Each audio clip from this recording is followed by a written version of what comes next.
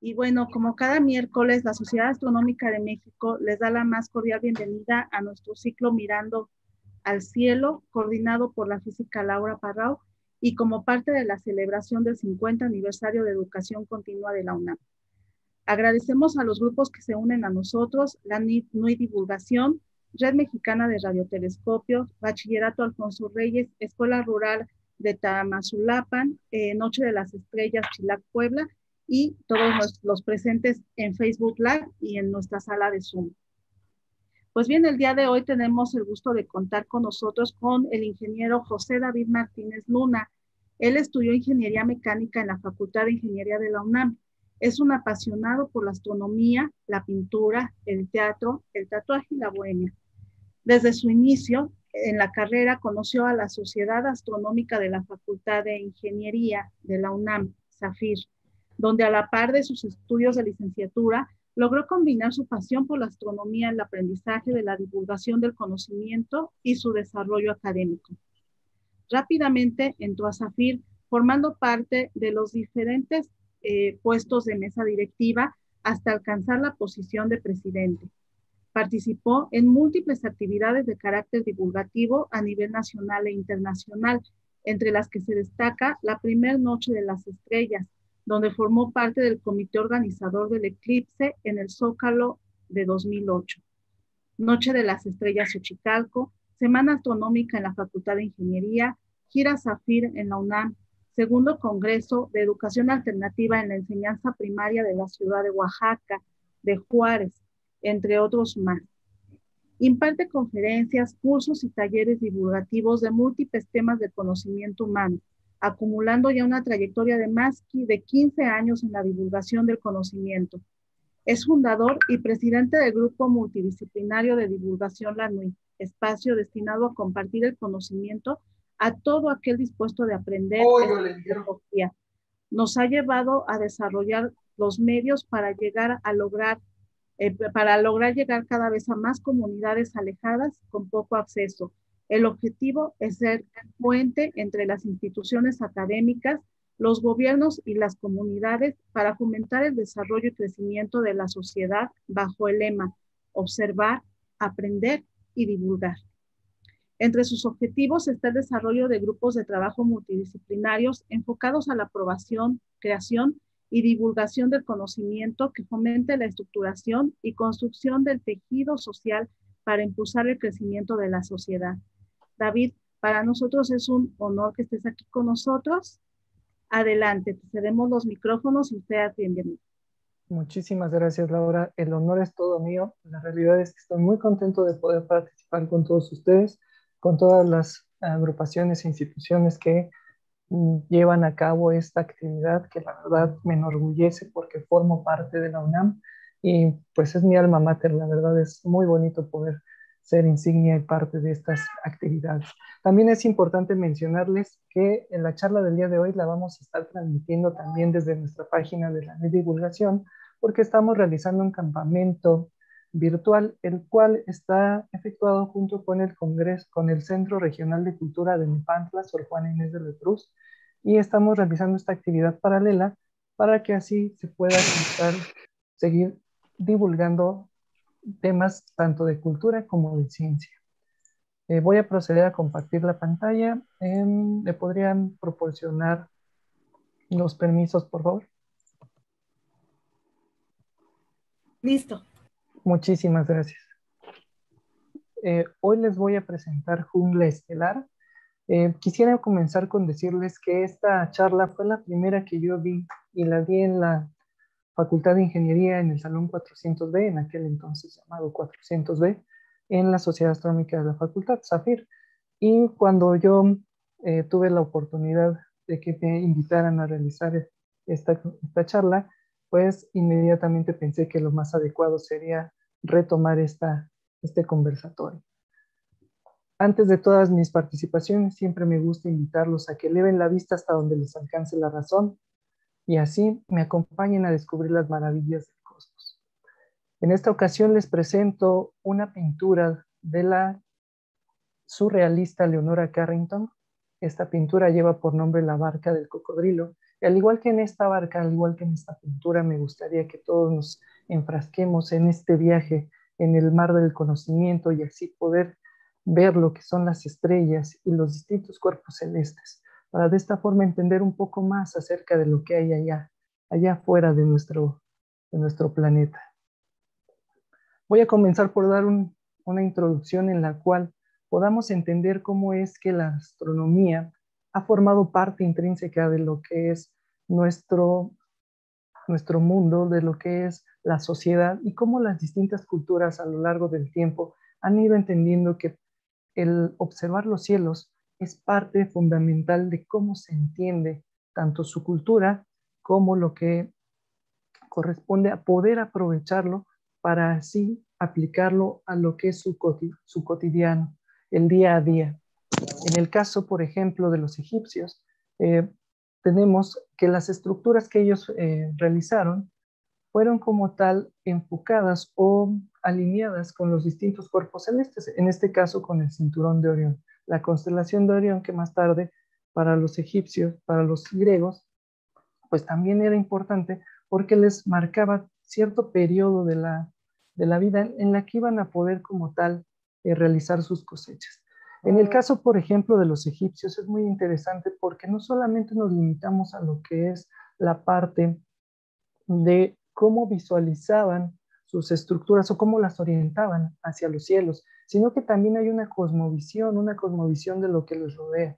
En el caso, por ejemplo, de la diosa egipcia Nut, resulta que era como ellos justificaban o entendían el movimiento de los cielos y el cómo estaban estructurados los cielos a su alrededor. Y tenemos aquí una representación de lo que acabo de mencionar, donde tenemos a esta diosa que representaba la piel del cielo prácticamente. Ahora bien, el seguir viendo el cielo para las distintas culturas resultó ser muy importante porque, como tal, también empezaron a colocar en los cielos figuras que si bien no son tal cual, porque cuando hablamos de una constelación, pues muchas veces esperamos ver que la constelación tenga la forma exacta de lo que estamos viendo, de lo que nos están contando. Por ejemplo, en el caso de Tauro, ¿no? Queremos ver el toro ahí plasmado en la bóveda, pero la realidad es que no, se tratan de figuras en las que tenemos que usar nuestra imaginación y que más bien están señalando a zonas del cielo en específico que las distintas culturas como Grecia, Mesopotamia o Babilonia adoptaban para de esta forma plasmar cosas importantes en su cultura. Y es así como tenemos constelaciones que tienen edades superiores a los 500 años, como son las del caso de Tauro y las del caso de Leo. Importante mencionar que estas dos constelaciones en particular tienen un origen babilónico. Ahora bien, también esto lo podemos ver reflejado en culturas como China, y en el caso de China es bien interesante porque hace aproximadamente unos 1500 años, ellos lograron ver un punto brillante en la bóveda, y este punto brillante resultó ser una nova, una explosión de nova, la cual estaba orientada hacia la constelación de Tauro, y se trata de la nova que dio origen a la nebulosa del Cangrejo. Más tarde supimos esto, y esto se logró saber a partir de todos los escritos que se rescataron de las distintas culturas.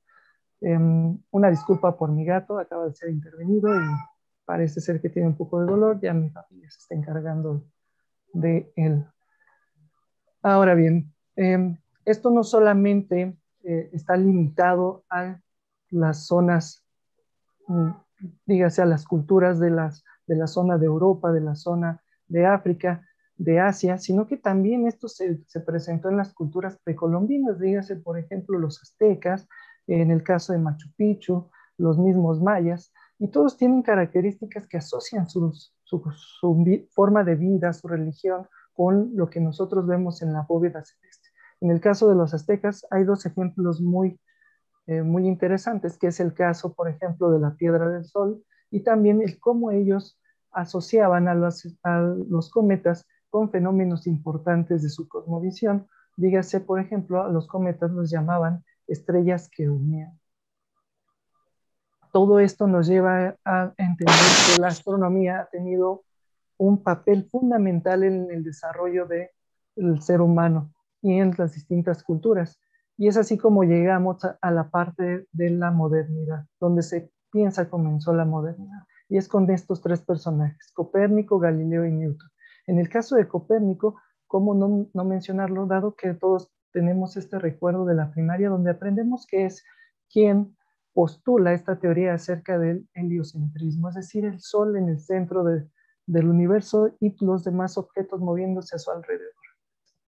Es importante porque si bien, como tal, sabemos que no solamente él lo dijo, sino que antes de él Aristarco de Samos también lo mencionó, es hasta Copérnico que empezamos ya a tener estos diálogos donde vienen a romper con las ideas preconcebidas. También en el caso de Galileo, ¿cómo olvidar esta mítica frase en la que nos dice pur si move, o en español, y sin embargo se mueve después de que sale de estar platicando o de estar en juicio, mejor dicho, con la Santa Inquisición, donde le obligan a decir o a jurar, mejor dicho, que no está de acuerdo con esta teoría. También es importante Galileo porque es el primero que utiliza el telescopio para observar hacia los cielos. Y es bien importante porque utiliza una herramienta que hasta la fecha seguimos usando y que además nos da la posibilidad de entender mejor lo que hay ahí en la bóveda celeste. ¿Y qué decir de Newton? Sir Isaac Newton, que vino a darnos toda una información referente a la luz y cómo es que la luz es importante. Y no solo eso, sino que también postula sus tres leyes y que también nos menciona cómo es que la gravedad tiene una importancia eh, sumamente relevante con lo que corresponde a los movimientos de los astros. Llegamos entonces a esta parte. Música solar de Remedios Varo, de 1955, donde vemos a un personaje que se encuentra en una zona boscosa, donde los árboles se encuentran eh, secos, pero que él toma los rayos de luz y con ellos realiza música. Si bien como tal los astrónomos no van a realizar tal cual música, sí toman los rayos de luz para poder a partir de ellos entender lo que hay en la bóveda, porque es precisamente la luz la que se utiliza para poder obtener información de las estrellas en este caso. Cabe mencionar que Remedios Varo, surrealista también, utilizaba una técnica que particularmente me gusta mucho, que es el hecho de que realizaba sobre sus pinturas, agregaba un exceso, se puede decir, de pintura y después con una púa iba retirando pintura para lograr en sus pinturas generar destellos de luz, o mejor dicho, la impresión de que allí existía más luz de la que en realidad se estaba como tal manejando. Y es así como llegamos a estas preguntas importantes. ¿Cómo es que nosotros vemos la visión estelar? Para nosotros poder entender lo que hay a nuestro alrededor, nos valemos de herramientas naturales. Y esas dos herramientas naturales son nuestros ojos. ¿Cómo es que nosotros logramos concebir las imágenes? Es a partir de las células de nuestros ojos y en particular de dos, los conos y los bastones. En el caso de los conos, que es la visión escotópica, nos está brindando la oportunidad de distinguir el contraste. ¿Han escuchado esa frase que dice, de noche todos los gatos son pardos? ¿Y alguna vez se han preguntado por qué? Bueno, tiene que ver precisamente con estas dos células. Mientras que los conos delimitan la visión por contraste, la visión fotópica, la de los bastones, tiene que ver con los colores. Y en la noche, cuando nosotros tenemos una menor cantidad de luz, no se alcanzan a activar los bastones, por lo que solamente son los conos los que están o mejor dicho, eh, predominan los conos y de esta forma es la luz que nosotros podemos observar. Y entonces los colores se pierden un poco. Y esto tiene que ver precisamente con que hay mayor cantidad de conos que de bastones. Tenemos el doble de células llamadas conos que de bastones.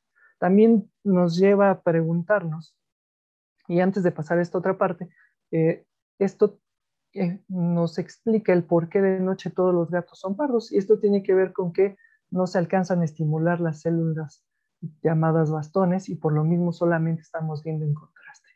Esto es importante porque al momento de realizar una observación astronómica, entre mayor cantidad de luz tenemos, mayor posibilidad de tener eh, colores en nuestra observación vamos a tener. Si no, vamos a ver las imágenes eh, en contrastes, es decir, en tonos entre blanco, gris y negro. Y cuando nosotros como astrónomos aficionados estamos mostrando en el telescopio las imágenes, pues tiene que venir la pregunta o el comentario de quienes se asoman.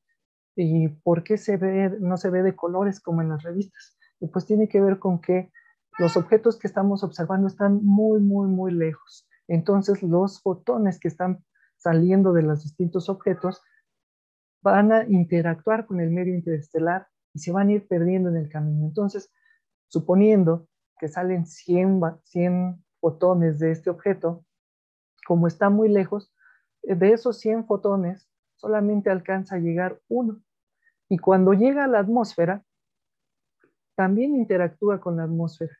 Y si la atmósfera tiene perturbaciones en cuanto a diferencias de temperatura, por ejemplo, vamos a tener que ese fotón ya no llega de forma perpendicular a nuestro ojo, sino que llega con una ligera inclinación y por lo mismo genera este fenómeno nocturno que nosotros podemos apreciar prácticamente todas las noches cuando observamos las estrellas, de que parecen que titilan, o mejor dicho, están titilantes en la bóveda. Y esto se debe precisamente a que los pocos fotones que alcanzan a llegar de los objetos, porque están muy retirados en el caso de las estrellas, pues generan este problema que tenemos y que vamos a ver titilantes a los objetos, porque fueron pocos los fotones y llegaron con inclinación. Esto no pasa con todos los objetos, hay objetos que están más cercanos a nosotros, como es el caso de la Luna o el caso de los planetas. Y una forma práctica de diferenciar los planetas de las estrellas es primero buscar la elíptica, perdón, que es la trayectoria imaginaria que describe el Sol por la bóveda celeste, y sobre de esa línea, o muy cercana a ella, vamos a encontrar objetos muy brillantes que suelen tener tonalidades, en el caso de Marte, por ejemplo, rojiza, en el caso de Júpiter anaranjado, en el caso de Saturno amarillento, pero que no están titilantes. Y esto se debe a que están más cerca a nosotros, astronómicamente hablando, claro está, y que por lo mismo mayor cantidad de fotones llegan hasta nuestros ojos y podemos inclusive distinguir colores en estos casos. Ahora, como dijimos anteriormente, es la luz precisamente lo que nosotros podemos ver y podemos estudiar. Y los astrónomos, una disculpa, un cuadro de diálogo se abrió. Listo. Y los astrónomos aprovechan esto que es la luz para poder entender precisamente y obtener información de lo que hay en el cielo. Se debería de estar reproduciendo aquí un video en el que les mostraba precisamente la constelación de Orión y la nebulosa de Orión. Iban haciéndose acercamientos, pero vamos a recurrir a la imaginación porque como vimos, la tecnología muchas veces nos juega malas pasadas, pero la imaginación no. Entonces, la constelación de Orión, que es una de las constelaciones más bonitas, y para los que no la conocen, en México le llamamos Orión a esta constelación. Hay una formación de 3 estrellas, que son las primeras que vimos, y aquí en México les llamamos los 3 Reyes Magos. En la dirección a los 3 Reyes Magos vamos a encontrar a la constelación de Orión, y debajo de estos 3 Reyes Magos hay otra alineación de 3 estrellas, que en realidad no son estrellas, sino que se trata de M42, que más adelante vamos a poder ver en imagen, y M42 se trata de una nebulosa, la nebulosa de Orión, un objeto muy bello y que además podemos ver con prismáticos. Pero volviendo con la explicación, les decía que la luz nos sirve para obtener información de los objetos a partir de cosas como la espectroscopía.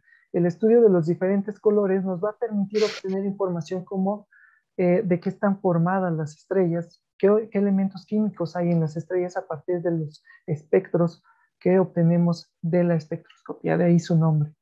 Es también importante porque con ello podemos como tal identificarlos y también podemos identificar sus temperaturas, su masa, su luminosidad, su composición. Ahora bien, en el caso de la luz también tenemos que se descubrió que tiene una dualidad en su comportamiento. Y esto a partir de que la podemos ver como una partícula o como una onda. En el caso de las partículas, son los fotones que les mencionaba, estos paquetes de energía que provienen de los objetos luminosos y que viajan a una velocidad de 300.000 kilómetros por segundo.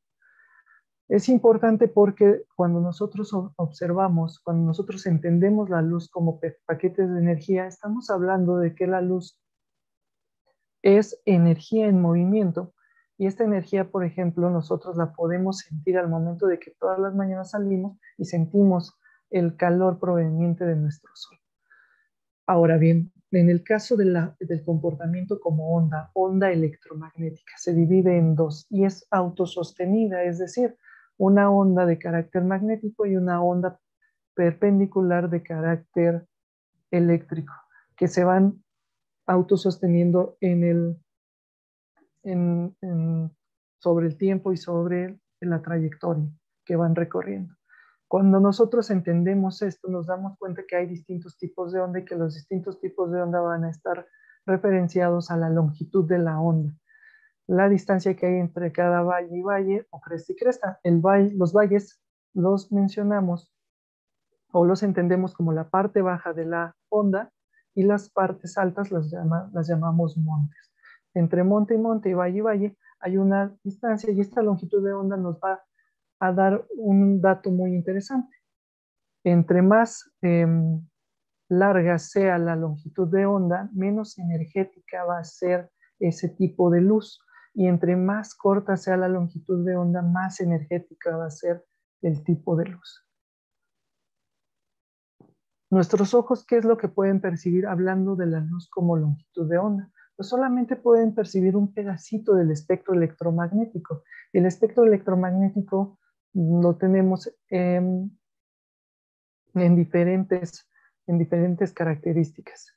Es decir, la luz no nada más es la que nosotros vemos, la luz visible, sino que también hay otros tipos de luz y para nosotros poder captar esos tipos de luz nos valemos de herramientas como telescopios. Muchos de los que nos están viendo saben que existe el telescopio milimétrico, en este caso en México, el cual está ubicado en Sierra Negra, en Puebla, si no me equivoco, y este telescopio es relevante porque está realizando investigación en una longitud de onda diferente a la del visible. Estamos hablando de microondas, de ondas de radio. En el caso, por ejemplo, de los distintos tipos de luz, pues vamos a tener distinta información que podemos recabar de cada uno de ellos. Por ejemplo, en nuestra vida diaria, los rayos X, que son un tipo de luz, nos sirven para poder como tal entender lo que refiere al sector salud. Y esto como en las muy usuales radiografías que se suelen hacer para las personas cuando tienen algún accidente y poder analizar sus huesos y de esta forma ver si están o no fracturados. Los distintos tipos de luz entonces nos vienen a acompañar en nuestro cotidiano día con día.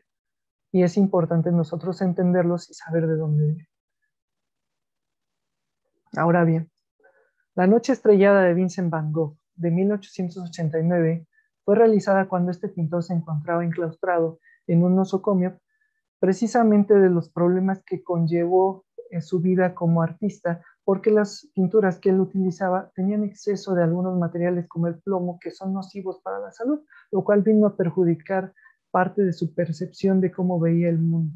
Y esto que estamos mencionando, pues también nos vino a dar esta imagen muy representativa, muy bella de las estrellas. Y esto lo puse a colación porque me gusta mucho que todos entendamos que tanto en la astronomía como en la vida, los distintos ángulos de cómo vemos las cosas y cómo las empleamos y cómo empleamos la información nos van a dar la capacidad de discernir y nos van a dar la capacidad de nosotros poder entender distintas cosas al respecto. Lo bonito de la ciencia y del método científico es que nos da una forma de nosotros poder explicar todos estos fenómenos. Y en este caso, poder entender que esta era una persona que tuvo una vida muy interesante y que además su pasión terminó por llevarlo a brindarnos esta obra que no solamente nos da un retrato de lo que él estaba viendo en ese momento, sino que también nos da un retrato de lo que en su mente estaba ocurriendo. Y justamente estas explicaciones nos ayudan a entender nuestro mundo y nuestro universo. En el caso de las estrellas, que es el tema del día de hoy, pues nos ayuda a que nosotros podamos entender a partir del estudio de la luz cómo es que las estrellas se desarrollan a lo largo de su vida. Y empezamos con el nacimiento. Las estrellas nacen a partir de nubes de polvo y gas cósmico que están formadas principalmente por hidrógeno molecular.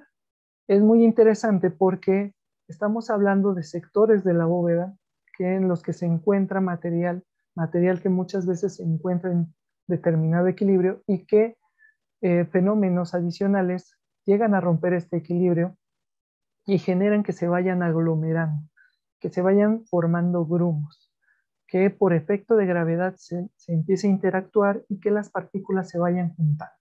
Poco a poco, a través de millones de miles de años, se van juntando estas partículas y van formando lo que nosotros conocemos como lóbulos de Bock, en los que se van formando las estrellas. Pero todavía no tenemos como tal una estrella. Hasta este momento todavía estamos hablando de que se trata de objetos, o mejor dicho, de zonas en las que se está sembrando la semilla de la formación de las estrellas. Y estas zonas usualmente son parte de las nebulosas. Y en el caso de la nebulosa de Orión, M42, que la tenemos en pantalla, tiene la peculiaridad de que también en esta región podemos encontrar estrellas en formación. No solo eso, sino que también podemos entender los procesos formativos y podemos darnos una idea de qué es lo que ocurre con las distintas estrellas, y hemos entonces encontrado que dependiendo de la masa que se llega a juntar, de la cantidad de material que llega a juntarse en este lóbulo de Bock, vamos a tener qué tipo de vida va, va, va a permear la vida de la estrella, valga la redundancia. Tenemos entonces que cuando esto se empieza a juntar,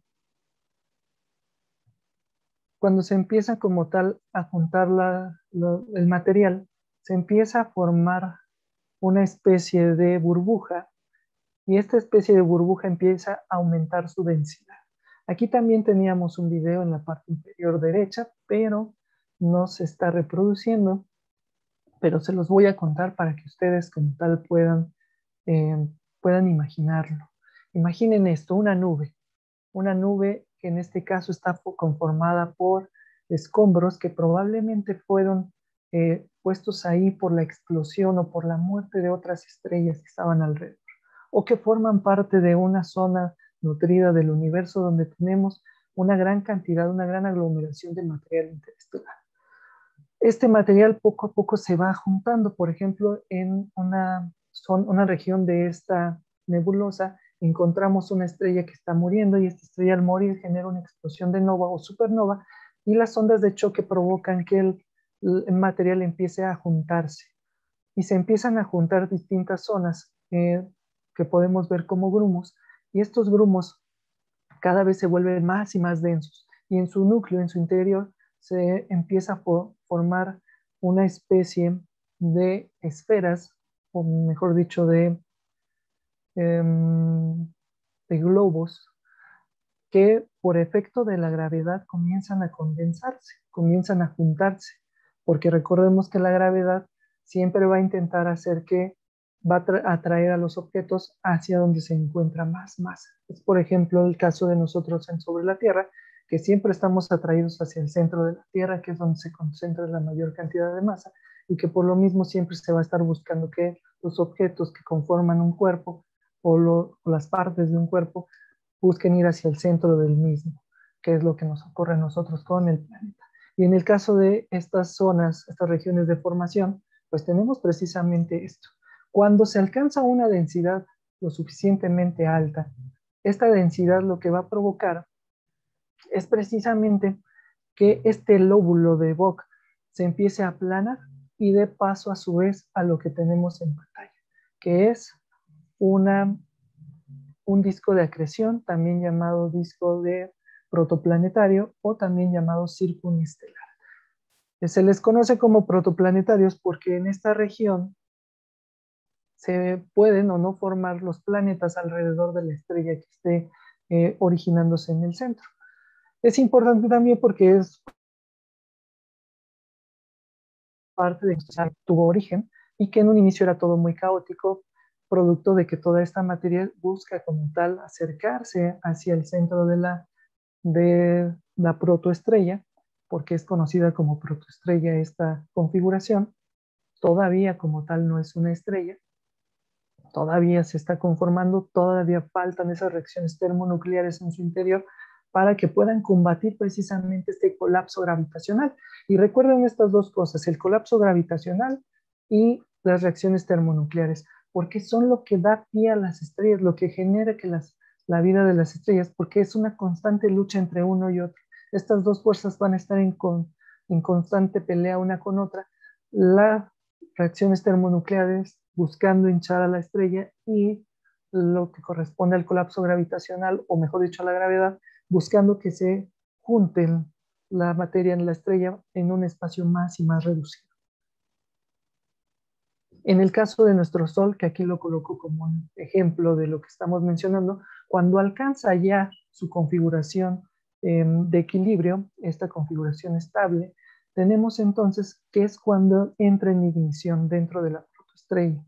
Es decir, las reacciones termonucleares en su interior, los procesos de fusión de los distintos elementos químicos que en su inicio principalmente del hidrógeno molecular, provocan que se mantenga en esta estructura semiesférica, y que además nos da características como la temperatura. Nuestra estrella principal en el sistema solar pues tiene una temperatura de 5800 grados Kelvin, su energía es proveniente de las reacciones termonucleares en su interior.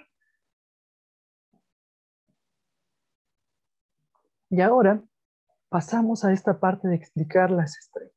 De igual forma, aquí teníamos una animación donde tenemos a nuestro Sol que está como tal rotando en el centro del sistema solar, y que a través de estas fumarolas, o mejor dicho, de los fenómenos que se presentan en la superficie, eh, tenemos el viento solar. Y el viento solar aquí, esta animación era muy interesante, o es muy interesante, porque empieza a bañar todo lo que corresponde al sistema solar, y este viento solar interactúa inclusive con los distintos objetos, dígase los planetas, y genera fenómenos interesantes que más adelante vamos a ver. El viento solar es una de las formas en la que la estrella central, en este caso del sistema solar, o cualquier estrella, libera energía a su alrededor, dígase por radiación electromagnética, la luz que sentimos, la luz que vemos, el calor que sentimos, los neutrinos que provienen de los procesos de fusión, y el viento estelar. Ahora bien, esto es un estado ya de equilibrio, ya cuando terminó el viento solar de barrer lo que hay a su alrededor, y que entonces podemos ver la estrella. Porque es importante mencionar que cuando está en la nebulosa pasa algo bien interesante.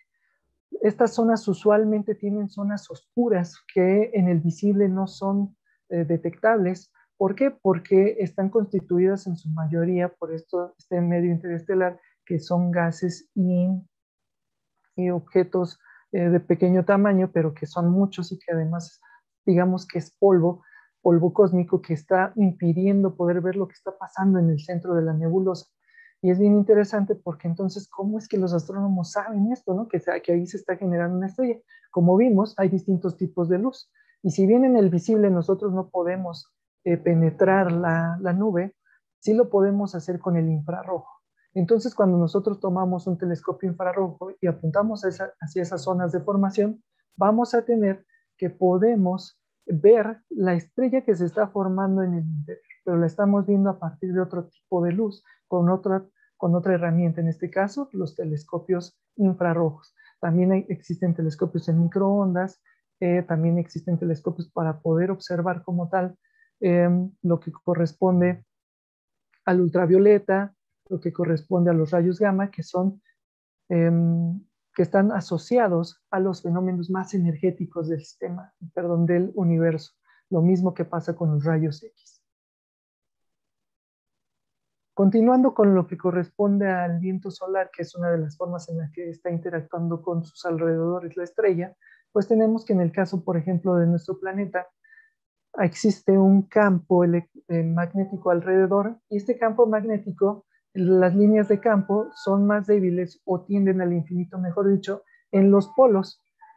Y al tender al infinito en los polos es una zona en la que nosotros tenemos que el viento solar puede interactuar con los gases que existen en las zonas altas de la atmósfera y dan paso a la generación de lo que conocemos como auroras boreales o auroras australes. Estas auroras son fenómenos muy bellos de observar, que quien tenga la oportunidad de poder ir a verlos en vivo, verlos directamente, pues no se pierda de esta oportunidad para poderlo hacer, porque es el claro ejemplo de cómo interactúa nuestra estrella con nuestro planeta, en este caso con nuestra atmósfera, donde está ionizando las partículas y está generando que las mismas brillen y tengan luminosidad. Lo mismo pasa en el caso de las regiones de las nubes, de las nebulosas, perdón, donde la materia que está alrededor de una estrella se ioniza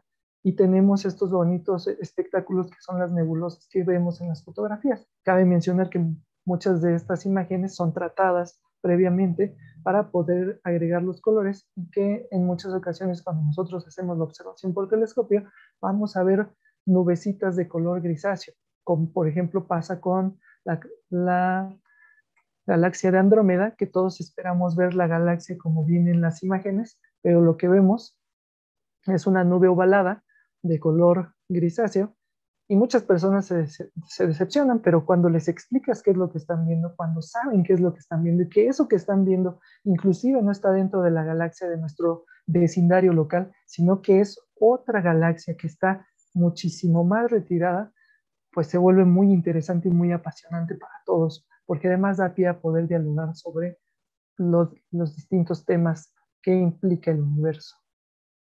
Ahora bien, cuando la estrella ya encontró ese equilibrio, cuando la estrella ya alcanzó esa forma semisférica, cuando tiene su rotación, tenemos que en su interior se están desarrollando los procesos de fusión y se está dando estos procesos convectivos. En su interior es como una sopa de bolitas. Cuando ustedes tienen la oportunidad de ver la superficie del Sol, se asemeja mucho a, por ejemplo, cuando su mamá está cocinando en una sopa de munición, que son unas bolitas pequeñas, y que empieza a hervir. Pues estos mismos procesos convectivos que vemos en el interior de la estrella también se ven reflejados o paralelos en la olla cuando estamos realizando la cocción de nuestra sopa de munición. Y es bien interesante porque son como granulitos que se están moviendo, y cuando nosotros vemos la superficie del Sol, también alcanzamos a ver esos granulitos que se están moviendo. Es algo muy, muy bello de observar. Y esto se debe precisamente a las reacciones en el interior de la estrella, y vemos que también pasa algo bien interesante con los elementos químicos que hay en el interior. Los elementos químicos más pesados se van a empezar a ir hacia el centro formando capas, y cada una de estas capas va a tener la característica de que va a, como tal, entrar en ignición en determinado momento, cuando se alcanza la energía suficiente para que se genere la ignición. En el caso del hidrógeno y el helio son de los primeros elementos químicos que se queman, o mejor dicho, que entran en fusión, que se fusionan, y que entonces van a como tal dar paso a elementos químicos más pesados, pero la superficie, perdón, las capas superiores todavía no entran en ignición porque no alcanzaron la temperatura, o mejor dicho, la presión suficiente para que se enciendan, para que empiecen el proceso de fusión. Y es así como vamos viendo que las estrellas van formando capas. Antes me gustaba dar una idea de, me gustaba dar un ejemplo con referencia a una película, pero actualmente ya la película ya tiene muchos años, que es la película esta de Shrek, donde el personaje principal va hablando con el burro y le va diciendo que los ogros son como cebollas, que tienen capas. Y resulta que las estrellas también son como cebollas, tienen capas. Y estas capas, poco a poco, van entrando en estos procesos termonucleares que dan pie a la energía que nosotros estuvimos analizando previamente y que van a, como tal, designar características de la estrella como su temperatura, su coloración, y que van a servir a los astrónomos para entenderlas y para poder explicar los distintos fenómenos que hay alrededor de las estrellas. Los elementos más pesados, como el fierro y el níquel, cabe mencionar que necesitan de energía adicional para poder entrar en esta, que en vez de liberar energía van a consumir la energía para entrar en fusión. Y es entonces cuando tenemos que cuando se llega a estos elementos químicos, pues la estrella ya no puede como tal realizar los procesos termonucleares y entonces la estrella empieza a colapsar. Es cuando nosotros decimos que la estrella empieza con su declive en cuanto a su vida concierne.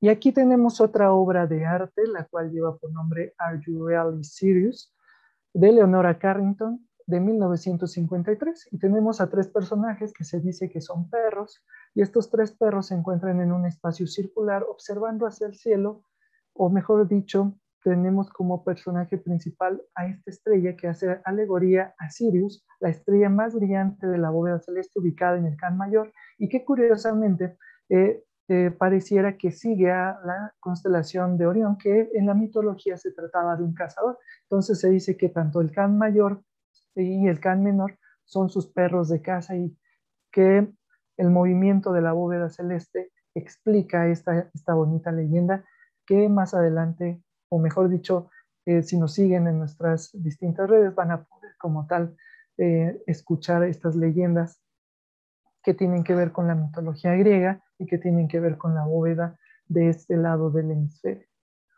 hemisferio norte. En este caso me gustó colocarla porque justamente es lo que muchos de los astrónomos aficionados realizamos cuando estamos haciendo la observación, vernos unos a otros y tratar de entender lo que estamos observando en la bóveda. Y entonces es cuando comienza el diálogo y empieza el intercambio de ideas que están justificadas en las lecciones que nosotros vamos aprendiendo de personas como los astrónomos cuando dan sus conferencias o como en el caso de los divulgadores de ciencia, y siempre, siempre acérquense a los libros.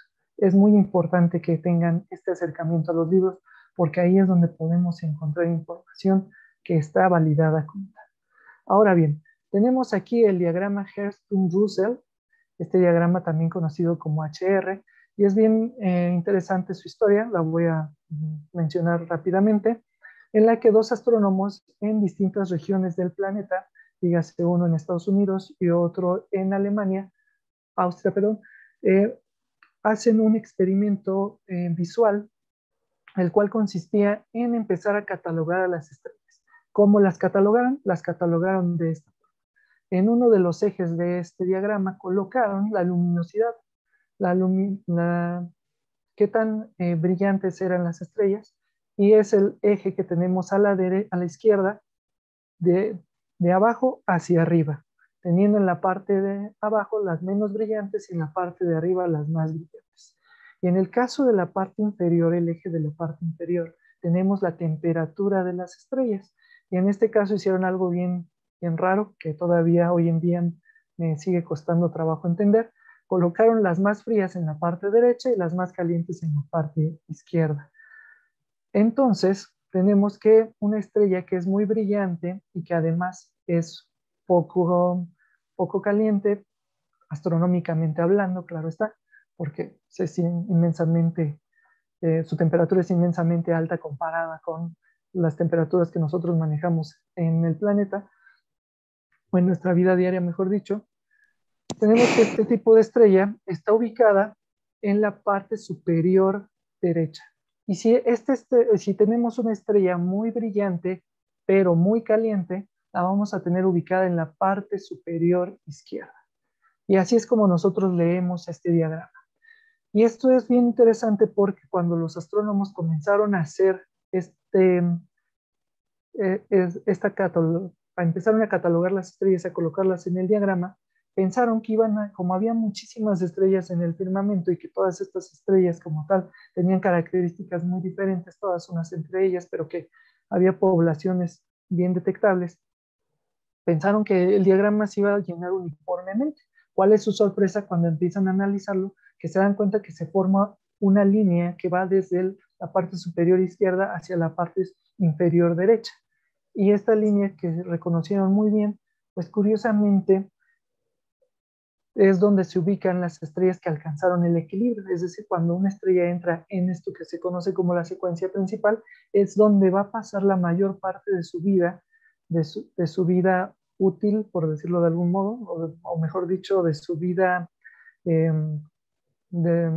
cuando está en equilibrio, va a estar ubicado en esta secuencia. Y es muy interesante el diagrama HR porque nos permite conocer cómo es que evolucionan las distintas estrellas.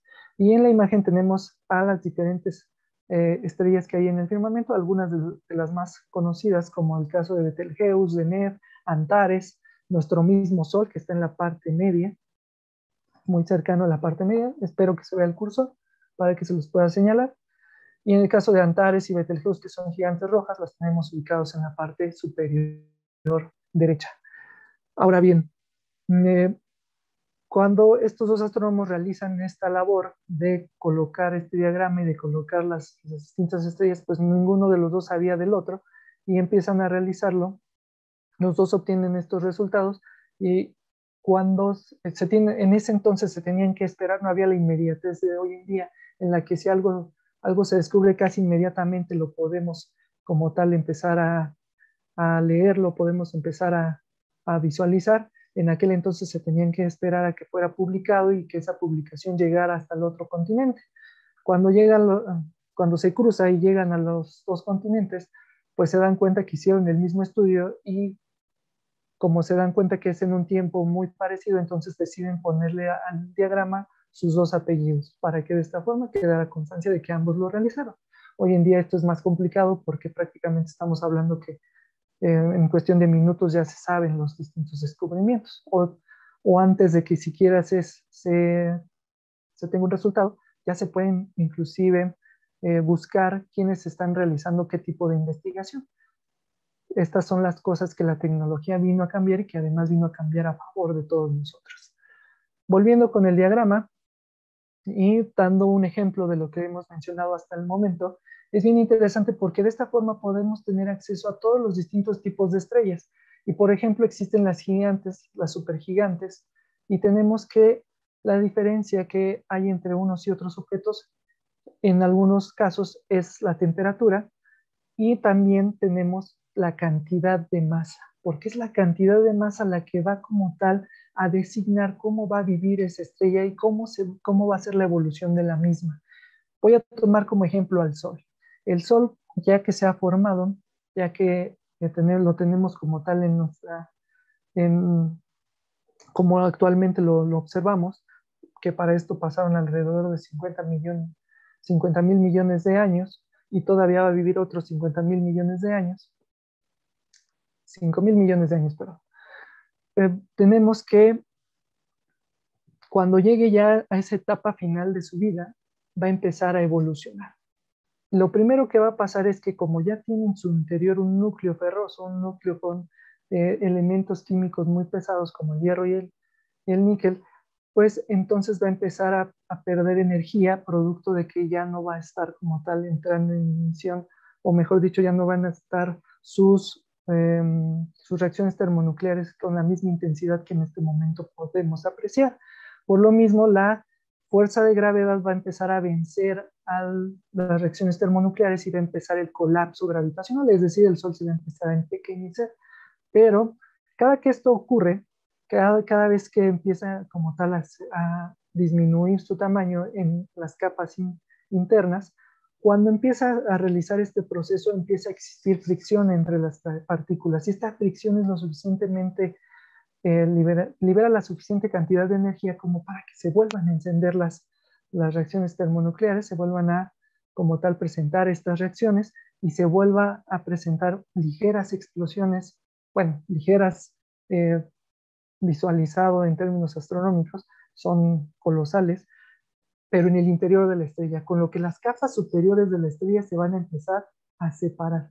Inclusive algunas de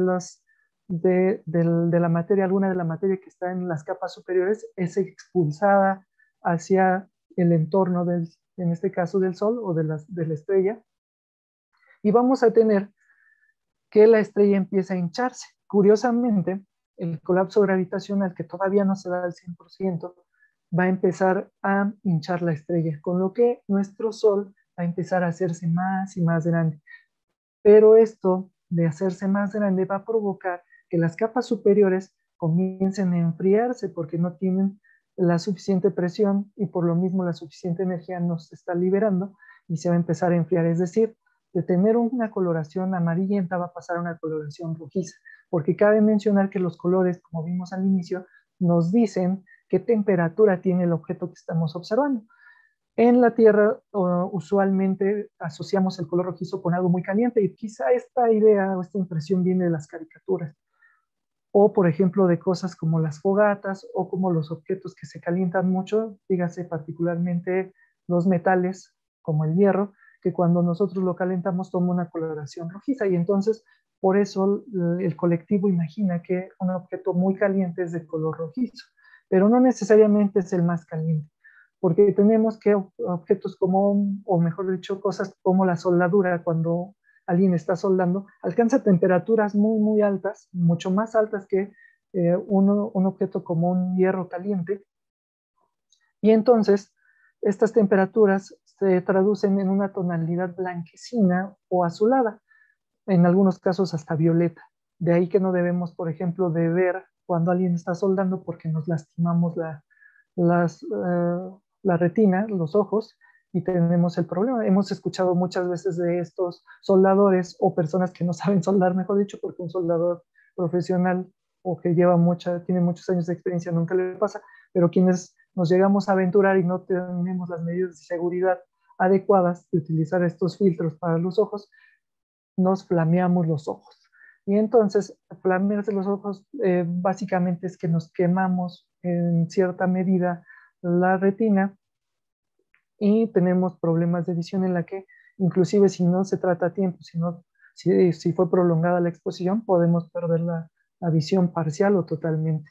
De ahí la importancia de que no veamos estos fenómenos que liberan demasiada energía de forma directa. Por ejemplo, otro ejemplo de esto es cuando hay un eclipse de sol.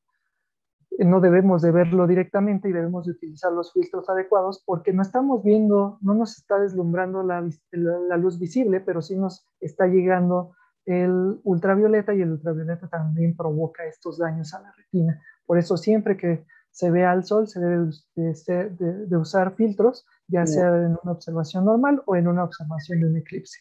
Continuando con el diagrama HR, entonces el Sol va a cambiar desde la posición en la que se ubica, que es básicamente en esta zona amarillenta, donde lo tenemos aquí ubicado como Zoom en inglés, y va subiendo porque se va hinchando hasta tener un tamaño considerable en el que, para que ustedes lo entiendan, va a terminar por devorar a Mercurio y a Venus y muy probablemente a los demás planetas los va a arrojar a órbitas cada vez mayores. En el caso de la Tierra terminará en una órbita aproximada del tamaño de la de Saturno. Y esto es muy interesante porque entonces tenemos que el Sol se vuelve una gigante roja que ha disminuido en temperatura, pero que ha aumentado en tamaño y su masa como tal también ha tenido un leve decremento alrededor del 10% porque está arrojando su masa, parte de sus capas superiores las está arrojando a su entorno, a su alrededor. Y esto es interesante porque más adelante va a resultar en un fenómeno visualmente muy agradable. No me voy a adelantar y voy a continuar con la siguiente diapositiva. Es así como las estrellas, aquí vemos en la parte inferior derecha, tienen una evolución y esta evolución va a estar dada por su masa. Voy a regresar al diagrama HR. En el caso de una estrella muy, muy masiva, como las estrellas azules, van a tener que su recorrido va a ser más va a ser más rápido y su vida va a ser más rápida porque a mayor masa, más rápidamente se consume los elementos químicos en su interior. Por eso decimos que el secreto está en la masa, porque al igual que los panaderos, para las estrellas, entre más masa tenemos en una estrella, pues tenemos que esa estrella se va a consumir más rápidamente. Y estrellas que tienen poca masa se van a ir a vidas muy, muy prolongadas, como son el caso de las estrellas eh, rojizas o marrones, las cuales viven muchísimo, muchísimo más tiempo. Inclusive, nosotros podemos entender esta evolución estelar en los llamados cúmulos, cúmulos globulares o cúmulos abiertos, que no son otra cosa que aglomeraciones de estrellas. En el caso de los cúmulos abiertos, como el caso de las Pleiades M45 del catálogo Messier, tenemos que hay una cantidad considerable de estrellas de color de tonalidad azulada, y esto se debe a que son estrellas relativamente jóvenes. Y si nosotros vemos este cúmulo abierto, pues tiene la peculiaridad de que no está redondito, por así decirlo, no está, las estrellas no han tenido el tiempo suficiente para que en su interacción se puedan como tal eh, organizar en un centro de masa en común. Todavía están en ese proceso y por eso es que están en esta estructura todavía dispersa. En el caso de los cúmulos globulares, tenemos estrellas más viejas, estrellas de colores, de tonalidades amarillentas, tonalidades rojizas en su mayoría, las cuales ya alcanzaron esta posibilidad de estar orbitando alrededor de un centro de masa en común y por lo mismo toman esta forma de esférica, esta forma esférica. Y esto es muy interesante cuando nosotros lo vemos por telescopio. Y para nuestra fortuna hay un catálogo de 110 objetos que el astrónomo Charles Messier, cuando estaba buscando cometas, eh, fue, em, fue registrando, y de esta forma muchos de ellos se tratan de objetos de cúmulos globulares, cúmulos abiertos. Son de los objetos más bellos que podemos ver en nuestra bóveda celeste. Como les mencionaba anteriormente, pues tenemos los distintos tipos de estrellas que se han catalogado como M, K, G, F, A, B y O.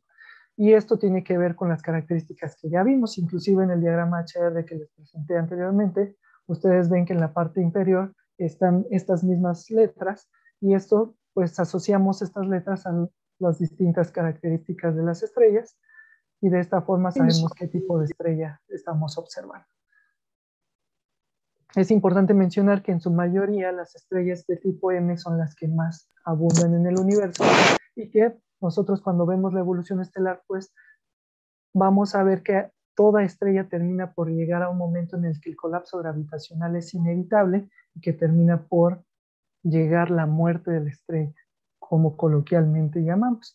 Aquí les presento una obra de Caravaggio, que es David con la cabeza de Goliat. Esta fue realizada entre 1609 y 1610, no se tiene la fecha exacta, porque en ese entonces Caravaggio estaba huyendo de problemas que él mismo se generó en una taberna al atacar al hijo de un importante miembro de la sociedad de Florencia, y entonces tuvo que huir de Florencia para poder, perdón, de Milán, para poder como tal sobrevivir.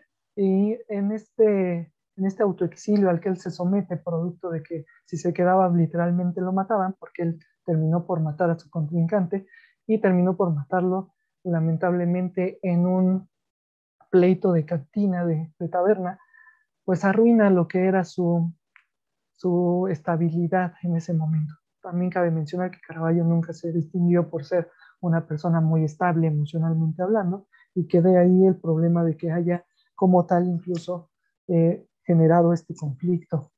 Y es bien interesante porque en esta obra vemos cómo estas peripecias que sufre alrededor de su autoexilio, pues terminan por hacer que en esta obra él mismo se autorretrate en la cabeza de Goliat, en vez de ponerse, de hacer su autorretrato tal vez más joven en el mismo David, ¿no? Porque en ese momento él se encontraba totalmente destruido y al final de sus días. Y justamente eso es lo que quiero que ustedes sientan, lo que quiero que ustedes interpreten, lo que quiero que ustedes eh, puedan concebir en su imaginación. Cómo en la vida de las estrellas, esta constante lucha entre las reacciones termonucleares en el interior de la estrella y el colapso gravitacional que obliga a que toda todas las partículas vayan hacia el centro, pues se da por mucho, mucho, mucho tiempo. Pero se dice que la gravedad no es una fuerza tan grande en el universo, que inclusive es débil, y esto lo podemos ver de cierta forma, porque cuando nosotros tenemos un imán en nuestra mano y tenemos un objeto metálico como un clip, si nosotros dejamos caer el clip, están de acuerdo que ese clip está sometido a la fuerza de atracción gravitacional. Es decir, ese clip está jalado por la gravedad que provoca la enorme cantidad de masa que tiene nuestro planeta, comparado con el clip y comparado con nosotros. Pero cuando nosotros acercamos el imán, la fuerza magnética que produce el imán, va a llegar un punto en el que va a derrotar a todo un planeta. Es decir, la fuerza magnética de un imán que cabe en mi mano le gana a la fuerza de atracción gravitacional del planeta. Y es entonces cuando nos damos cuenta que si bien es una fuerza muy importante, no es la más grande o la más intensa, pero tiene una característica que no tienen las demás, que es muy paciente, tan paciente que puede matar estrellas. Y cuando esto ocurre, tenemos fenómenos bien interesantes como el que les mencionaba con los chinos. Las novas, las explosiones de nova o supernovas son fenómenos lumínicos muy intensos que inclusive se dice que tienen la característica de ser tan intensos en cuanto a luminosidad como galaxias enteras. Y esto lo podemos ver con que cuando una estrella llega a estos estadios, a este fenómeno, la vamos a poder inclusive observar en la bóveda, incluso de día. Y esto fue lo que pasó con los chinos allá de hace 1500 años, cuando vieron esta explosión de nova en la constelación de Tauro y que dio origen a la nebulosa del Cangrejo. Y es bien interesante porque ellos registraron que durante días en la bóveda celeste, en el cielo diurno, en el cielo de día, se veía como tal una estrella que no era el Sol, una estrella adicional, y esta estrella pues no era otra cosa que esta explosión de nova, y era muy, muy, muy hermoso de poder como tal apreciar en el cielo. Estas explosiones están asociadas a la muerte de la estrella o al final de la etapa de equilibrio de la estrella, que es cuando ya por fin las reacciones termonucleares no son lo suficientemente grandes para poder detener el colapso gravitacional y todas las partículas empiezan a ir hacia el centro del núcleo de la estrella. Y esto provoca que tarde que temprano la fricción y la presión es tan alta que se empieza a liberar energía, y esta energía empieza como tal a hacer que elementos pesados puedan entrar en ignición, y entonces tenemos que se produce esta explosión de nova o supernova dependiendo la cantidad de masa, y entonces la estrella como tal libera toda esta energía y se ven estas explosiones que harán que gran parte de la materia de la estrella, dígase las capas externas, se dispersen a su alrededor. Y en el interior va a quedarnos un resto, un remanente. Cuando las partículas empiezan a colapsar después de la explosión de nova, porque el colapso gravitacional va a continuar, la explosión de nova simplemente va a ser un estadio, un momento en el que, digamos, su último estertor de la estrella, su último intento por vivir, y después de esto se viene el colapso gravitacional inevitablemente. Dependiendo de la cantidad de masa, va a ser el objeto que va a quedar en el centro de todo este caos. Las partículas, y nos vamos a ir a la parte atómica, los átomos se dividen en neutrones, protones y electrones. Los electrones están alrededor del núcleo que está conformado por protones y electrones. La cantidad de protones y electrones y de neutrones nos va a dar como tal el tipo de átomo al que estamos observando.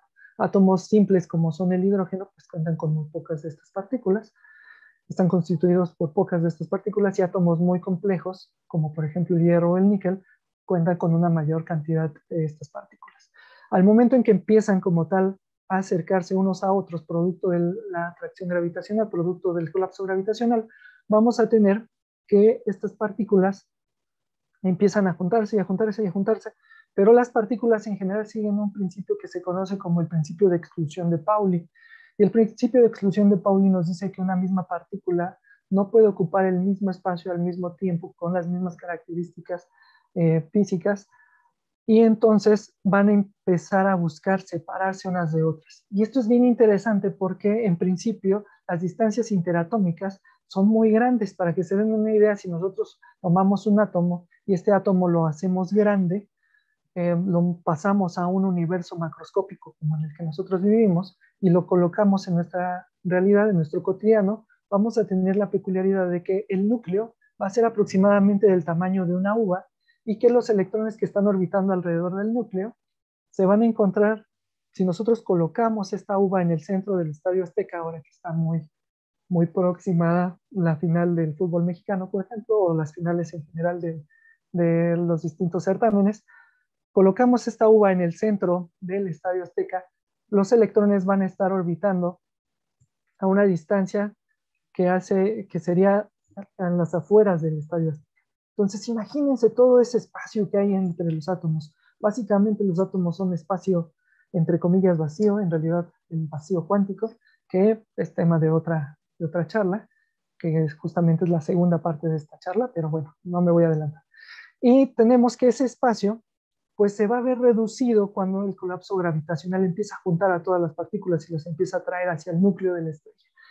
Y es bien interesante porque entonces estas partículas que no van a querer estar en el mismo lugar al mismo tiempo, pues entonces se van a tomar configuraciones diferentes.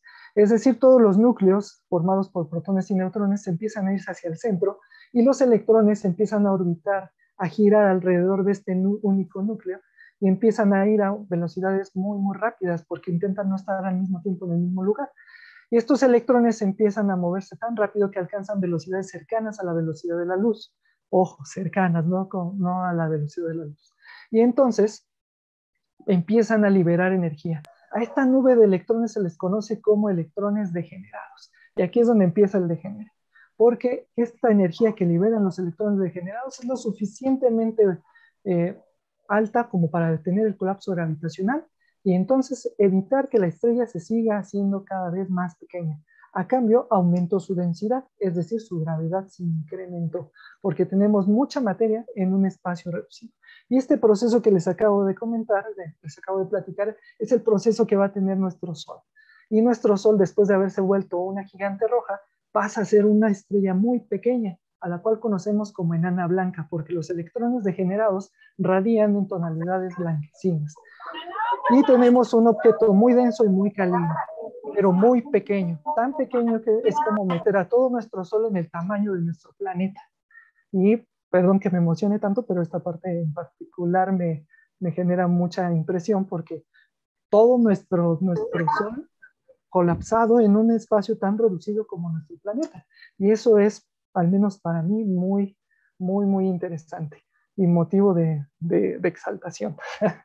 Y a esto, recuerdan que les dije que a su alrededor se liberó parte del 10% aproximadamente de la materia que existía en las capas superiores, pues forman un bonito empaque que nosotros conocemos como nebulosa planetaria.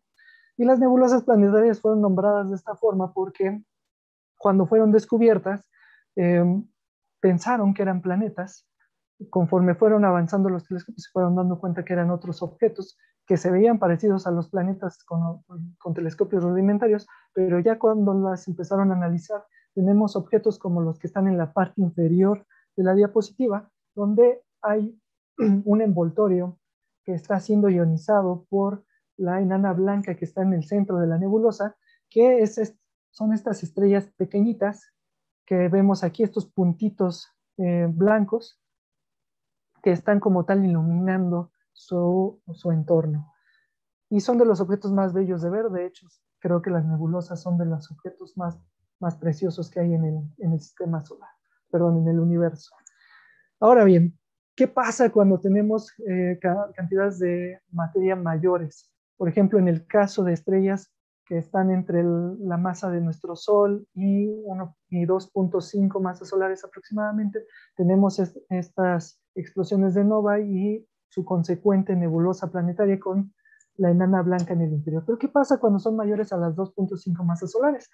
Pues ocurre lo siguiente, ocurre que tenemos que el colapso gravitacional no puede ser detenido por la nube de electrones degenerados y entonces el colapso se mantiene. Cabe mencionar que como es una mayor cantidad de masa, puede ser que todavía se puede presentar una explosión de nova si está en este límite, digamos 2.6, pero si todavía un poquito más alto, se pueden presentar explosiones de supernova. Y las explosiones de supernova, como el nombre nos sugiere, son más energéticas, son más luminosas, son más espectaculares e inclusive los efectos que provocan son pues más devastadores porque no se forma este bonito envoltorio con una estructura más definida, sino que se forman remanentes muy desordenados y es una de las formas en que los astrónomos pueden como tal en predecir o si todavía no se realiza como tal la observación específica con algún instrumento, es decir que ahí tenemos una estrella conocida como estrella de neutrones. ¿Y por qué de neutrones? Recuerdan que dijimos que los neutrones y los protones estaban en el interior, en el núcleo de la nueva estrella, en este caso de la enana blanca, y que a su alrededor estaban los electrones degenerados. Pues cuando esta estrella es más masiva, cuando la estrella original es más masiva, pues resulta que empieza que el colapso gravitacional no se detiene con la energía de los electrones degenerados y los mismos electrones empiezan a compactarse y empiezan a acercarse hacia el núcleo que está formado por este aglomerado entre electrones y neutrones y protones, y los protones con los electrones comienzan a desquebrajarse y empiezan a formar más neutrones y liberan también a su vez neutrinos en un proceso que, si bien podría explicar en este momento, no lo vamos a hacer porque nos está comiendo el tiempo, perdón.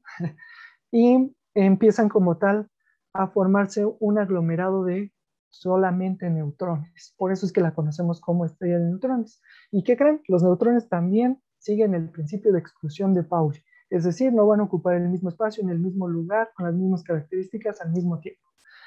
Y entonces empiezan a moverse muy, muy, muy rápido. Y estos movimientos, esta energía que empiezan a liberar por estarse moviendo tan rápido, forma una nube de electrones degenerados, los cuales son capaces de detener el colapso gravitacional y dan pie a esta configuración que conocemos como estrella de neutrones. Y es bien interesante porque las estrellas de neutrones generan a su alrededor un campo magnético, el cual, como el campo que vimos, y por eso es que también coloqué la imagen inicial en las diapositivas del principio de nuestro planeta, que tenemos este campo magnético, también tiene esta forma, como vemos en la parte superior derecha, donde las líneas de campo de los polos tienden al infinito. Y no siempre coinciden con el movimiento de rotación en este caso, la estrella de neutrones, y generan un fenómeno conocido como pulsar. Los pulsares son bien interesantes porque los pulsares, como no están, como el eje del campo magnético no coincide con el eje de rotación de la estrella, pues entonces va a generar que la estrella haga una especie como de faro, y este faro, cuando tenemos la oportunidad de que apunte hacia nuestro planeta, pues va a empezar a generar ciclos. Y estos ciclos son eh, muy emocionantes porque son muy precisos y entonces un objeto tan grande, perdón, tan pequeño como si nosotros metiéramos al Sol en el tamaño de la Ciudad de México, es decir, lo hiciéramos así de pequeñito, pues vamos a tener que estos objetos sumamente densos y sumamente masivos van a estar apuntando en sus líneas de campo magnético hacia nuestro planeta y entonces nosotros lo podemos detectar y son muy precisos en su rotación. De ahí que sean también fuente de información y fuente de estudio para los astrónomos y astrofísicos que lo pueden de ahí deducir muchísimas cosas. No quiero alargarme más porque podría hacerlo, pero no debo. Y llegamos a esta imagen de Caravaggio, Sugar and Space de 2018, que es quien lo pinta en una especie de retrato de su juventud.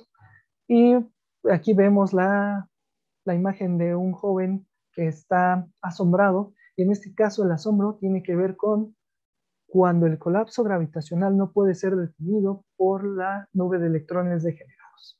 Cuando esto ocurre, estamos hablando de que la masa de la estrella inicial, de la estrella de la que proviene esta supernova, esta explosión de supernova, pues básicamente es muy alta, muy grande, y entonces el colapso gravitacional no lo pueden detener los electrones degenerados y se siguen compactando.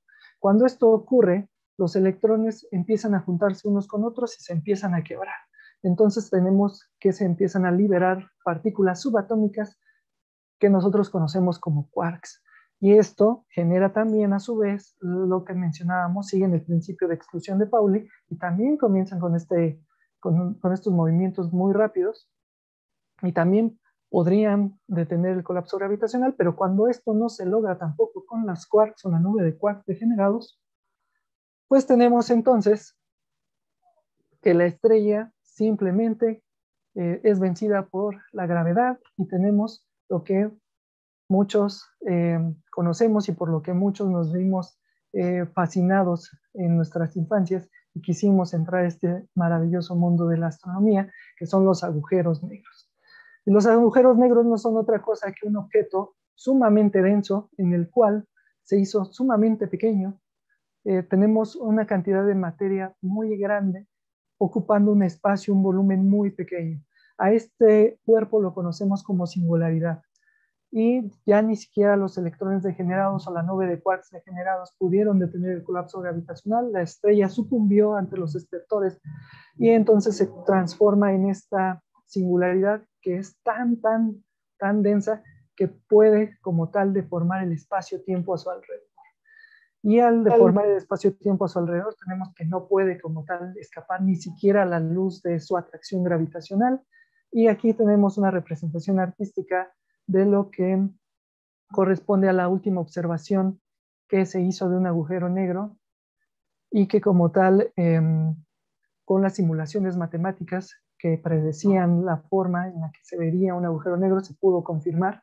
Y aquí tenemos esa representación artística. Visualmente muy bello, muy interesante, y es interesante también porque todos pensamos que los agujeros negros devoran todo, ¿no? Y si bien no es el tema de esta charla, pues sí les voy a dar un adelanto por si en algún momento tenemos la oportunidad de presentarles la segunda parte, en la que estos objetos tienen un límite, no van a consumir todo lo que hay a su alrededor, tienen un límite y este límite a este radio donde ya la atracción gravitacional permite inclusive que se pueda orbitar alrededor del agujero negro sin tener estos catastróficos efectos en el que eres absorbido, pues resulta que es el radio de Schwarzschild, que es el radio donde ya este efecto de gravitacional no es tan fuerte y ya podemos como tal inclusive orbitar, estar en caída libre perpetua alrededor del agujero negro si es que no algo nos lo impide, que disminuya nuestra energía y entonces sí caigamos hacia el interior. También son interesantes porque al deformar el espacio-tiempo, pues presentan fenómenos particulares con los que podemos detectarlos. Entre los fenómenos particulares es que cuando estos objetos están absorbiendo materia de algún otro objeto, como por ejemplo de otra estrella, pues van a generar que liberen energía que va a radiar principalmente en rayos X, y es así como muchas veces los pueden detectar, una forma de detectarlos. Y también tenemos que no toda la materia va a caer hacia el interior. De hecho, se va a empezar a formar a su alrededor una especie de disco de acreción, o mejor dicho, una especie de disco como de remolino, que lleva por nombre disco de acreción, como vimos en el inicio de la estrella, cuando se formaba este disco protoplanetario alrededor. En este caso, la materia va a intentar estar ingresando, pero pasa como cuando nosotros estamos en el metro y hay muchísima gente. Cuando hay mucha gente, ¿qué pasa con el metro? Resulta que cuando quieres entrar, en principio, ni siquiera tienes que moverte. Si te quedas quieto, la gente te lleva y te mete. Y no toda la gente alcanza a entrar. Si tú estás en las periferias hacia los costados, no alcanzas a entrar a la puerta. Y entonces terminas por quedar botado hacia la parte entre cada puerta y no lograste ingresar al metro. Lo mismo pasa con la materia alrededor de un agujero negro. Es tan pequeño que cuando la materia intenta entrar, no toda es consumida y es liberada en forma de chorros perpendiculares al disco de acreción. Y esto también nos da muchas formas de entenderlo, mucha información alrededor de ellos, información que, por ejemplo, en las charlas de Sergio Mendoza, al cual admiro mucho, nos explica estos jets que se forman y cómo estos jets podemos obtener información respecto de lo que está pasando en estos límites en el agujero negro.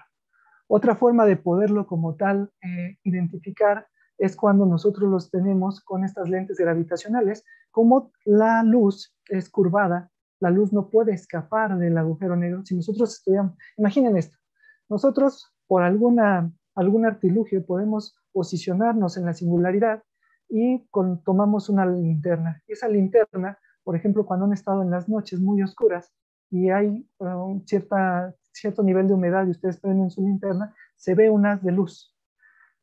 En el agujero negro, este haz de luz, si nosotros lo enfocamos hacia la parte superior, tarde que temprano va a curvarse y va a caer nuevamente al agujero, a la singularidad.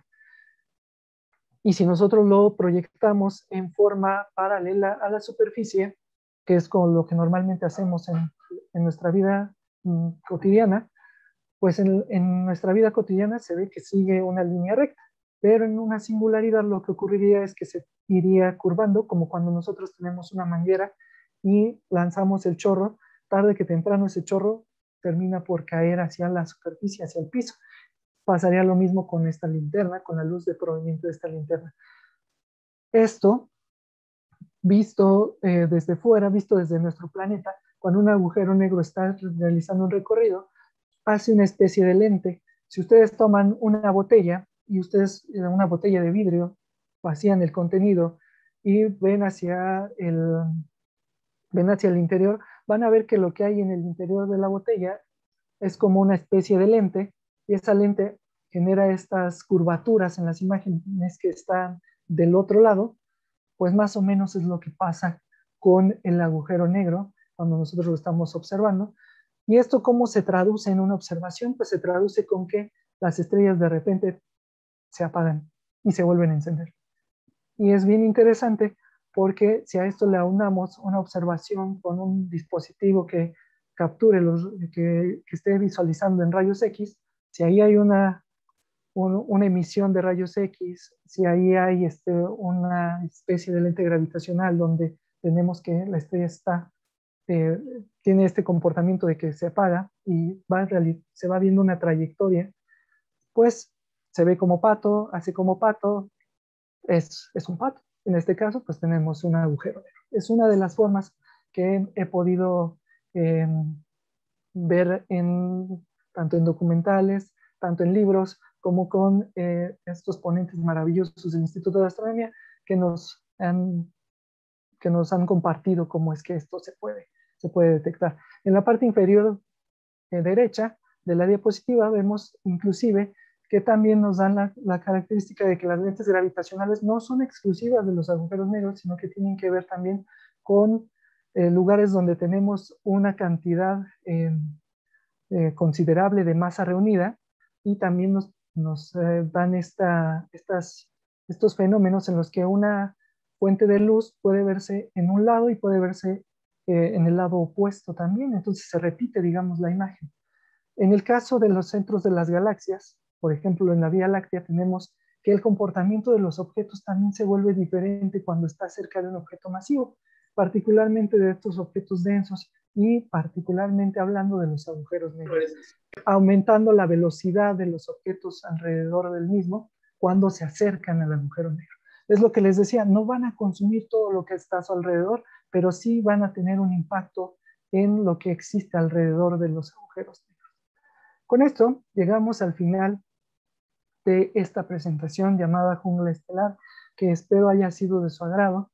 En esta diapositiva coloco 2 libros de los cuales me valí para obtener información y que son muy de mi agrado y que espero que a ustedes también les puedan resultar benéficos. El primero inclusive lo pueden encontrar en la Biblioteca Central de la Facultad de la UNAM, en el campus CEU, Ciudad Universitaria, y coloco la descripción, la clasificación para que sea más fácil el acceso al mismo.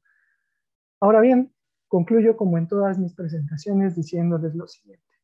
Ya que han recorrido este camino junto a mí y el cual les agradezco, los invito a que ahora miren aquel manto celestial, salpicado por gotas de rocío, de ese mismo rocío del que están forjados los sueños. Y así pues, por mi parte ha sido todo. Muchísimas gracias por por su atención. No se olviden de seguir viendo los cielos nocturnos. Excelente plática. ¡Bravo! Muchas felicidades. Nos has tenido todo este tiempo fascinados. José David, mil gracias. Súper padre tu conferencia. Muchísimas gracias. Y de verdad, estamos fascinados.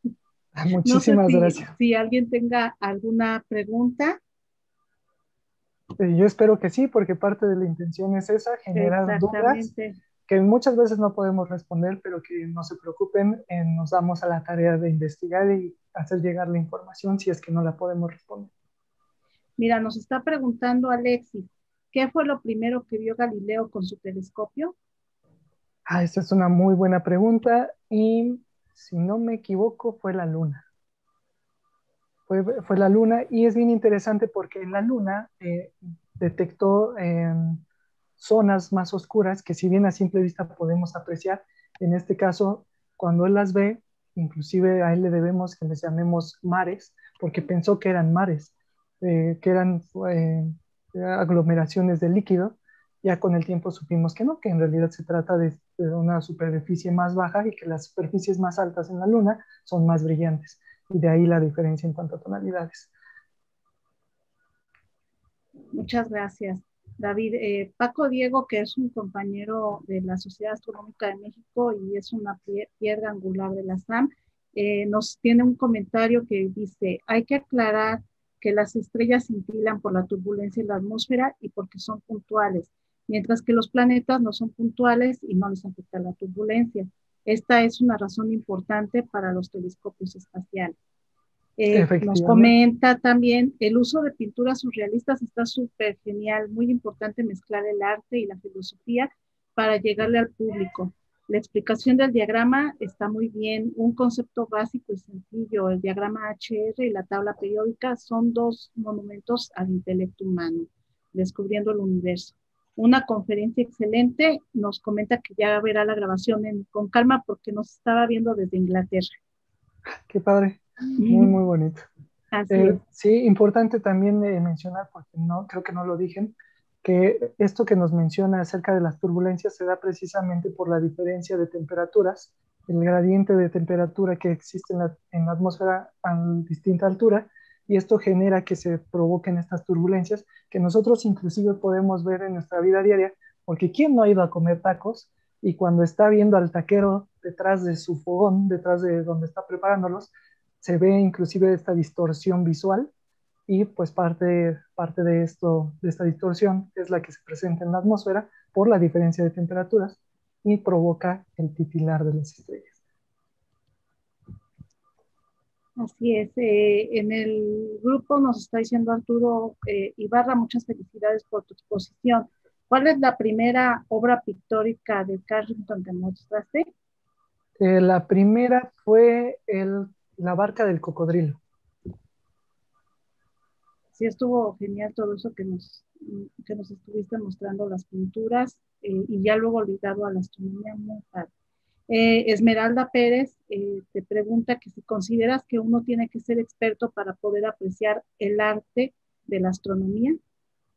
No, definitivamente no. De hecho, creo que todos los que nos dedicamos a la divulgación de cualquier tema, es lo primero que queremos hacer ver a las personas, que no necesitas ser un experto, que de hecho justamente ahí radica el gusto por el conocimiento, porque quieres aprender más. Entonces, conforme tú vas avanzando, vas conociendo más, pero inclusive yo lo he escuchado de muchos astrónomos a los que considero eminencias, que ellos mismos son lo suficientemente humildes para decir que no lo saben todo, y justamente eso es lo importante en cualquier actividad del ser humano, ser humilde y saber y reconocer que no lo sabemos todo y que precisamente no saberlo todo es muy rico porque entonces nos vamos a hacer múltiples preguntas porque cada vez que respondemos una pregunta o que encontramos la solución, nos vamos a generar otras 20.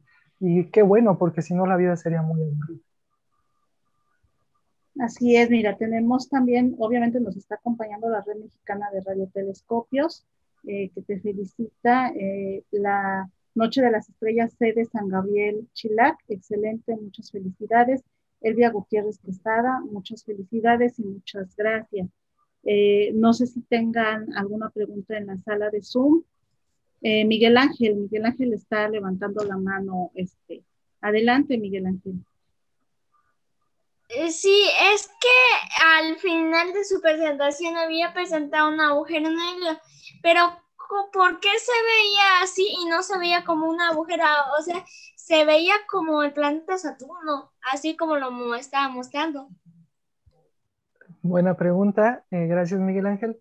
Mira, me gustan las preguntas de los niños porque usualmente se salen ¿cómo decirlo?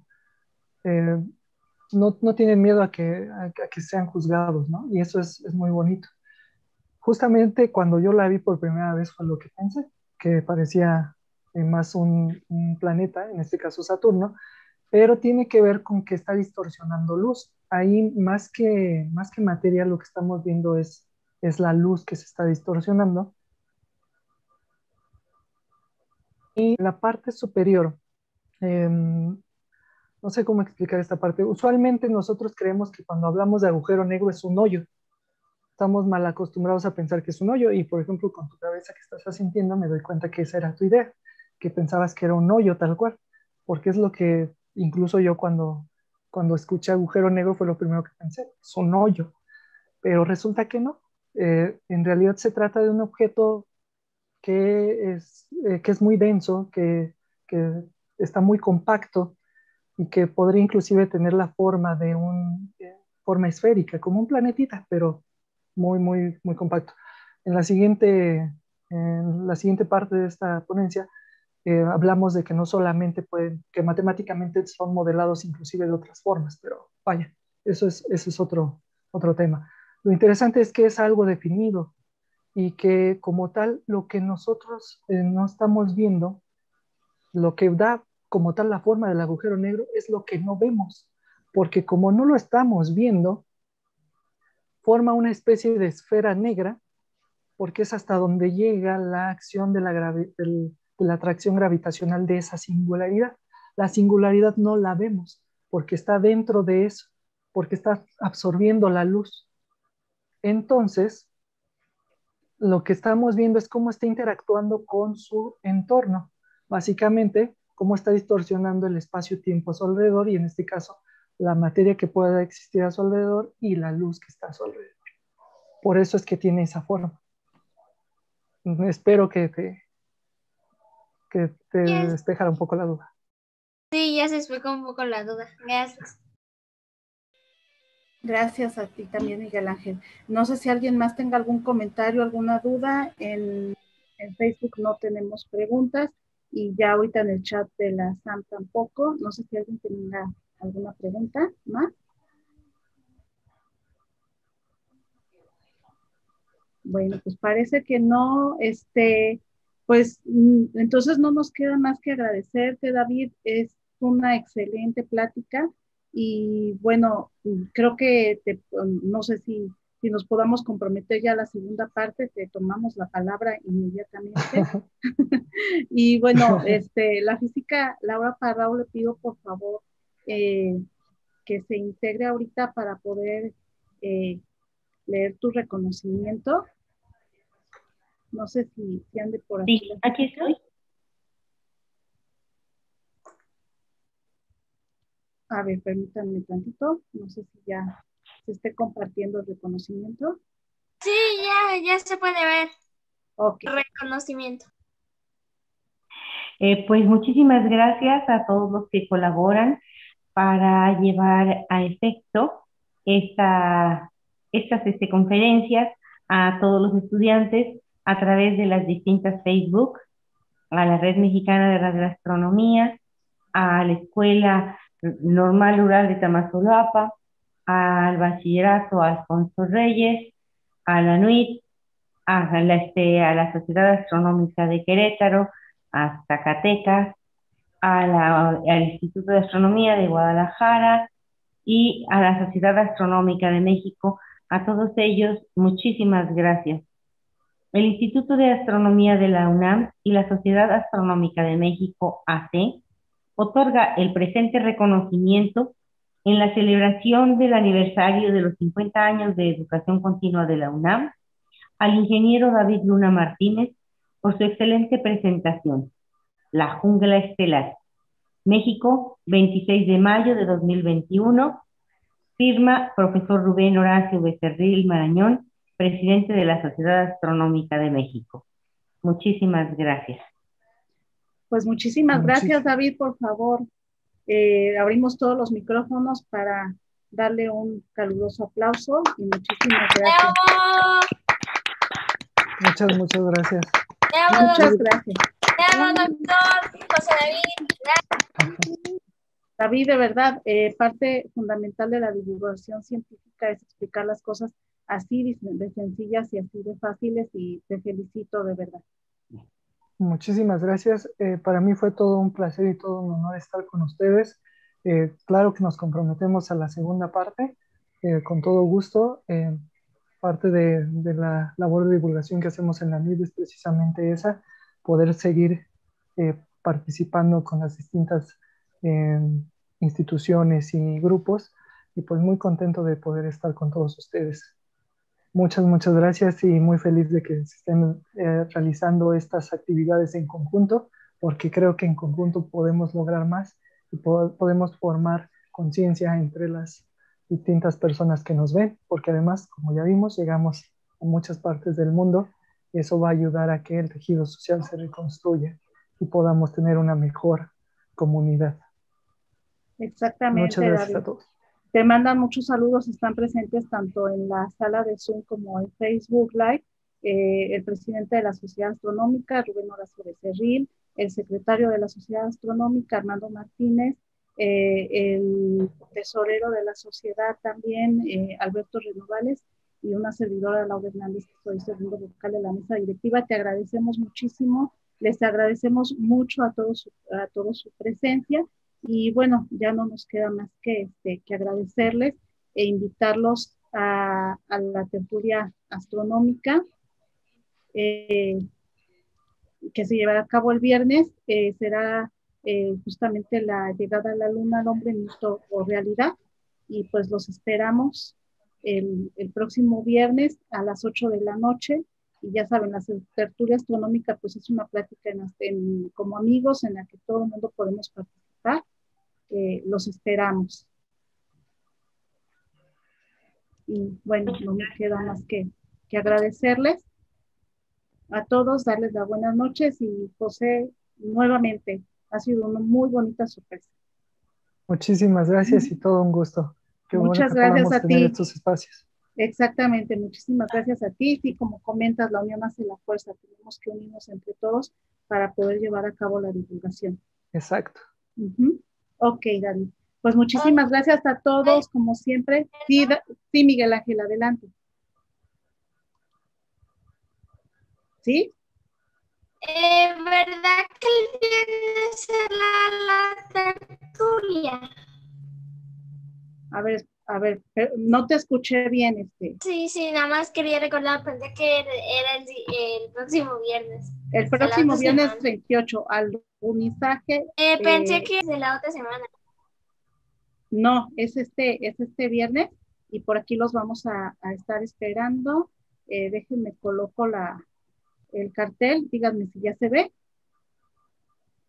para que tomen los datos si gustan del Zoom. Va a ser por Zoom el ID y el password. El viernes 28 de mayo a las 8 de la noche los esperamos. ¿Sí? No. Bueno, no sé, sí ya se ve, ¿verdad? Ok. Sí. Pues no nos queda más que darles las gracias nuevamente y muy buenas noches. Les mandamos un saludo a nuestros compañeros que están en la SAM, Armando y Rubén, y cuídense mucho, por favor. Bonita noche a todos. Gracias.